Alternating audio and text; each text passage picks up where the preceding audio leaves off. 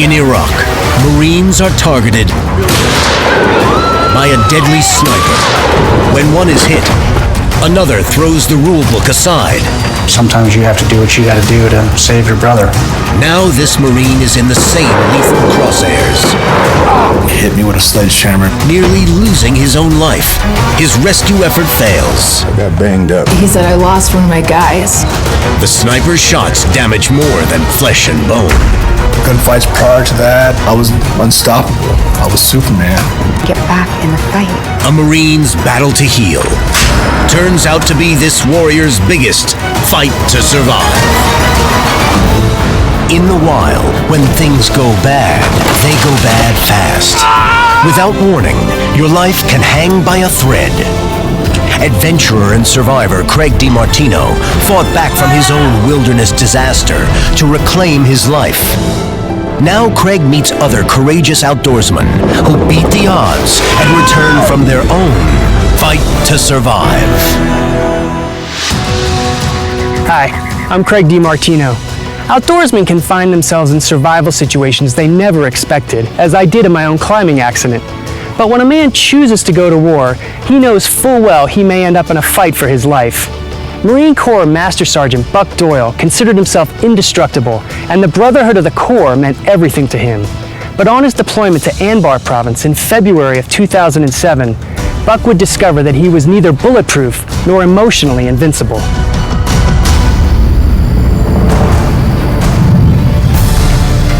Early morning, May 26th, 2007. A convoy of 4 Humvees moved along a road north of the Iraqi city of Fallujah. In the vehicles were a dozen U.S. Marines. These were members of an elite unit known as Recon Marines, an outfit akin to the Navy SEALs or the Army's Green Berets.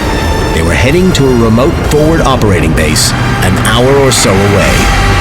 Troops at that small outpost had been under attack by an elusive and deadly enemy sniper.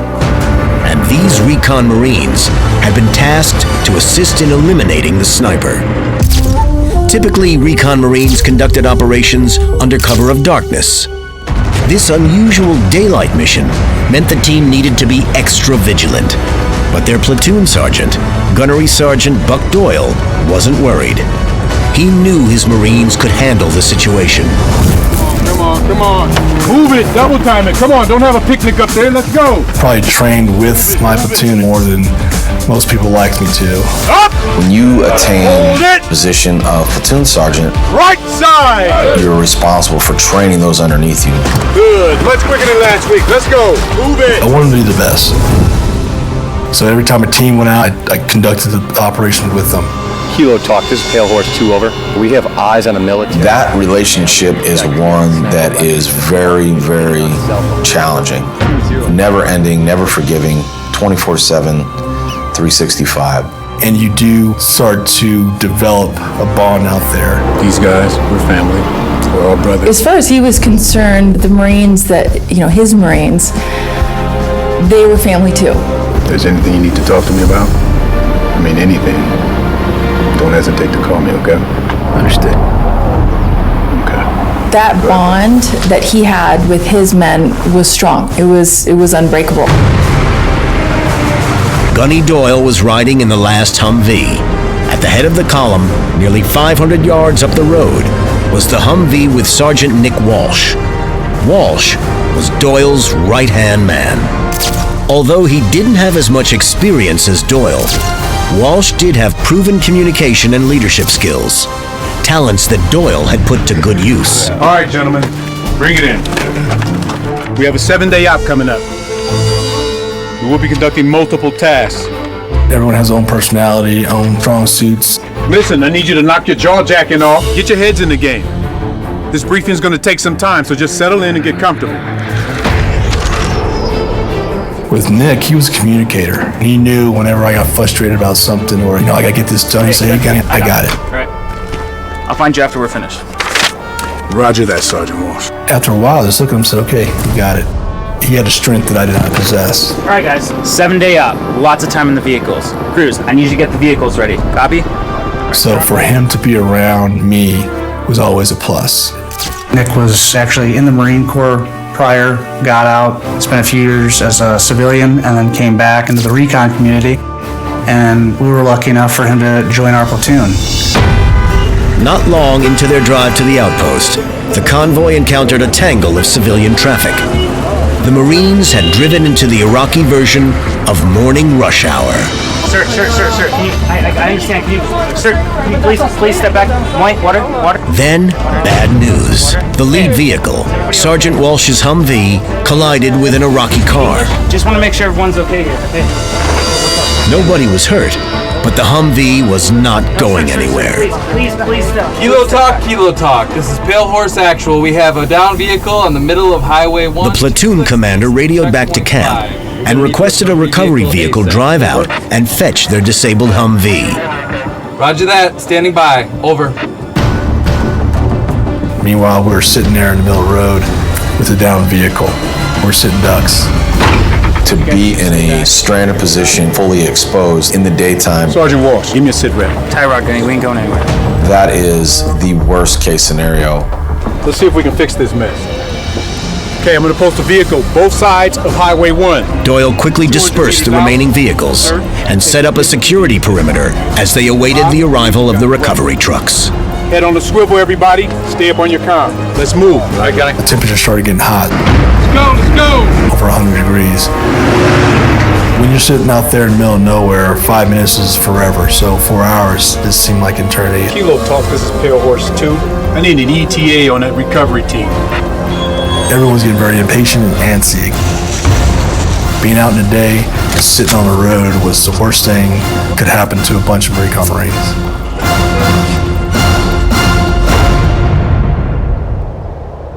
A team of recon Marines remained stranded out in the open on an Iraqi road. I need an ETA on that recovery team. For hours in sweltering heat, they've been awaiting the arrival of a recovery vehicle to haul away their disabled Humvee. Sergeant Walsh, give me a sit rep. Tie rod, Gunny, we ain't going anywhere. The delay was excruciating for the Marines, Head on the swivel, everybody. sitting ducks in the wide open desert with little options for cover. Roger that. Standing by. Over.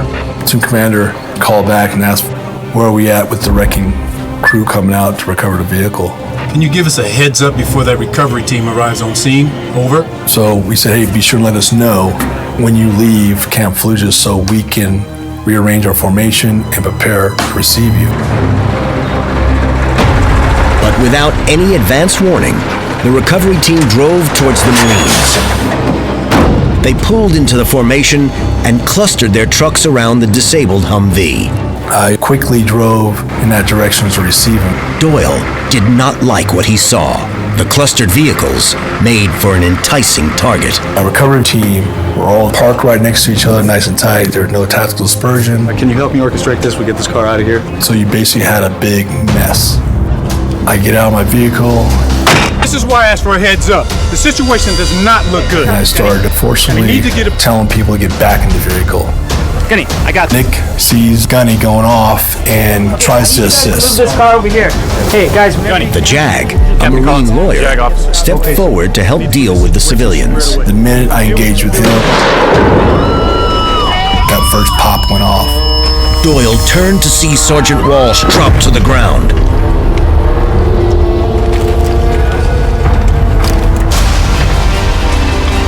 At that point, I just went into doing what I wasn't supposed to do, and that's grab Nick. But that wasn't standard operating procedure, or SOP. The SOP is that somebody's been shot, the best medicine is superior firepower, but at the same time, when you see your brother shot and bleeding, sometimes SOPs don't make sense. Sometimes you have to do what you gotta do to save your brother. I want to become a reconnaissance. Craig DiMartino traveled to Utah to meet Buck Doyle and to learn firsthand why the platoon sergeant made the choice to help Walsh. What were you thinking in your head, or was it a thing? Was it even a thought? Why did you not do that? When you work up in a team or a platoon, over time, you develop that brotherly bond, that love. Right. If you see someone that you love injured or in harm's way or hurt, all that goes out the window.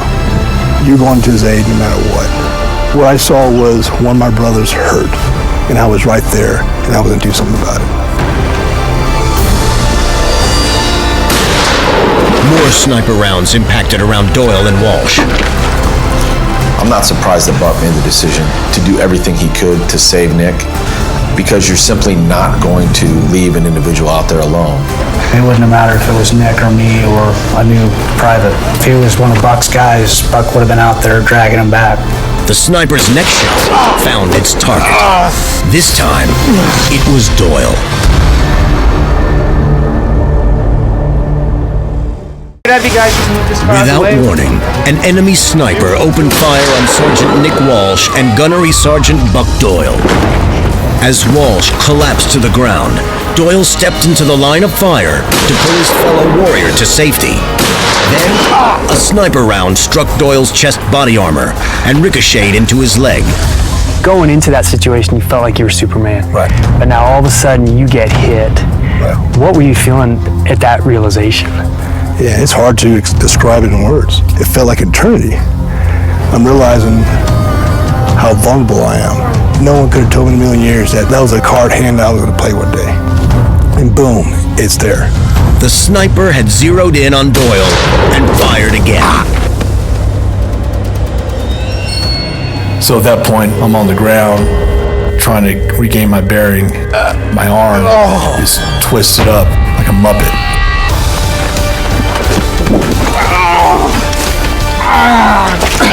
Get Nick!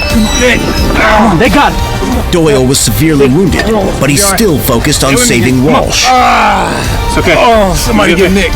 They got him. They got him. Go! Go, go, go, go, go! Come on, come on. The Marines loaded Doyle and Walsh into Humvees and rushed them to the hospital back at camp. And it wasn't until after my first surgery I came to inside a recovery room, and I had my platoon around me. I remember the first thing I asked is, "Where's Nick?" And they all looked at me.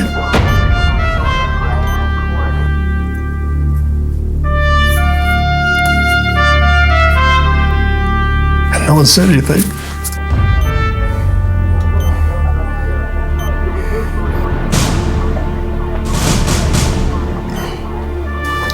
And that's what I do.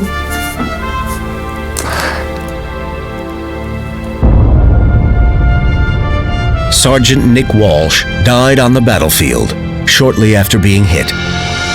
There on that hospital bed, Doyle realized that it really wasn't the shattered arm or fractured leg that hurt him. His real pain came from an unseen injury. Up until that point, I went through my Marine Corps career and all the schools and the gunfights prior to that and all the missions. I was unstoppable. And then all of a sudden I get hit with a bullet and watch one of my brothers die. And I was starting to realize, understand what kryptonite feels like when you're Superman. And it was a horrible feeling. Doyle's thoughts then turned to his wife. When you're sitting there, it seems like forever. I remember specifically just wondering, did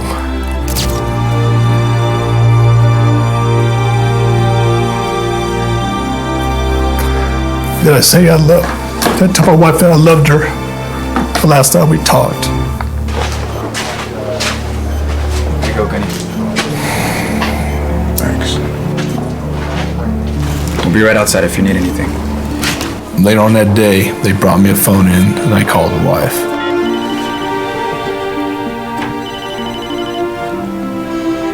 Hello? Kylan? Buck? Yeah, it's me. As soon as I heard his voice, I knew it wasn't the same as the other calls. He said, "I need you to listen to me." Got banged up.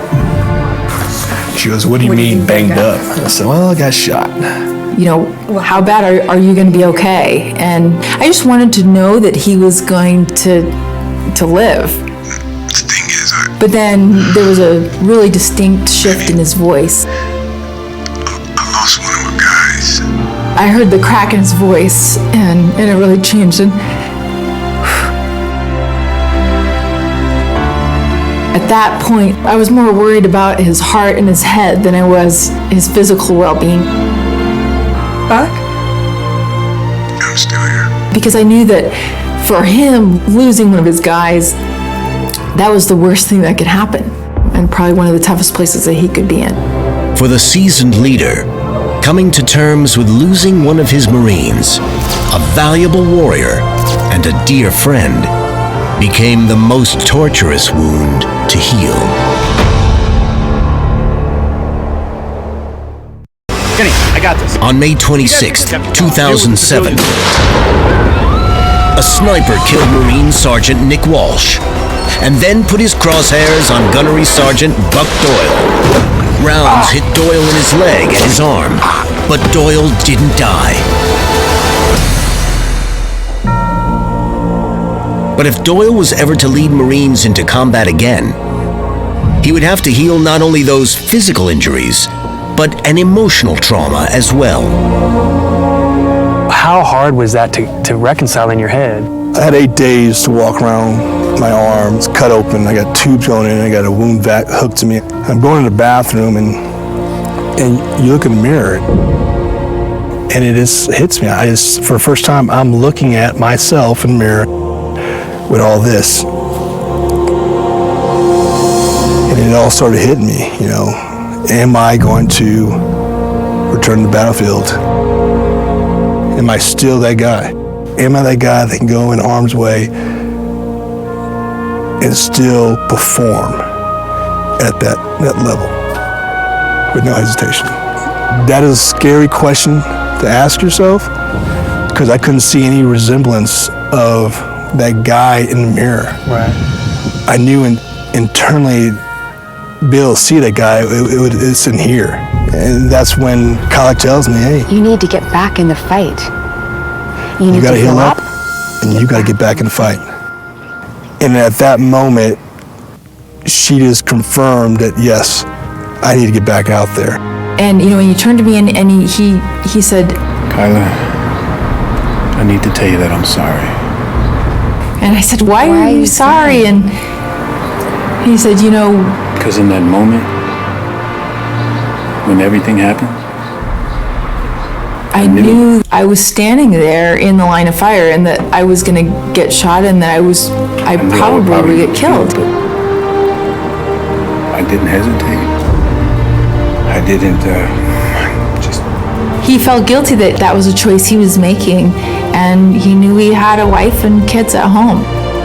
I said, if you hadn't made that choice, then you wouldn't have been the man that I married. The guy that turned around to help Nick, and the guy who was willing to sacrifice his life for his fellow Marine, that's the guy that I married. If you hadn't made it back because of that, I could live with that, and I could tell your children about that. You have to keep living your life doing what you know is right. For 2 years, Doyle worked hard towards full recovery, and in 2009, he was given a chance to join another Marine unit heading to Afghanistan. He took it, and alongside fellow Marines, he proved to himself that he could still do his job in combat. I had my mojo back, but remember what kryptonite felt like? It was always there. So every step forward I took knowing the consequences. I lived it, whether it's me getting hurt or someone else getting hurt. Right. I knew what that was like. Where before, train hard, get out there and get some. Buck was the epitome of what a warrior is, what a gunfighter is. That guy that was never going to quit and never going to stop until the fight was won. I don't think we're put here in life to learn from easy. I think we're here to learn from hard. So the obstacles are there to learn. Sometimes you just pray that you learn them fast so that the obstacles can be over.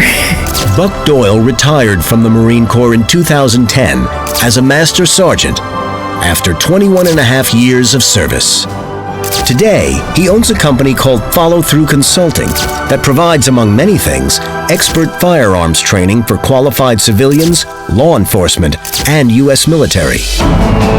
If you look off to your right, Have a few targets out there on the cliffs. Craig DiMartino visited the range for a bit of what Buck does best. And it was no surprise to find Buck's two daughters hitting 12-inch steel targets at 500 meters. You've kind of taken it upon you to teach them guns from a very young age. Why is that important to you to give them that? There's a discipline in handling a firearm. There's safety. But then there's also an art to be able to perform with the firearm. That builds confidence. Absolutely. To me, it's an awesome feeling. Yeah, it's awesome to watch. Lean into it so you can kind of stable that position and manage recoil. Then, Craig tried his hand with a LaRue carbine. When you squeeze that trigger back, realign your sights. That starts our follow through. Nice. Now you know your hold. Something I've noticed as you're kind of moving your hand is, tell me about your bracelet. The hero bracelet is my reminder of Nick. So basically it has his full name, his rank, the unit we served, 1st Recon Battalion together. And the day he passed away. So Nick was always off to my left. Every time we did a hit, we did recce patrols, we did convoys, he was right there. So I keep a reminder of him on my left side and in everything I do. That's fantastic.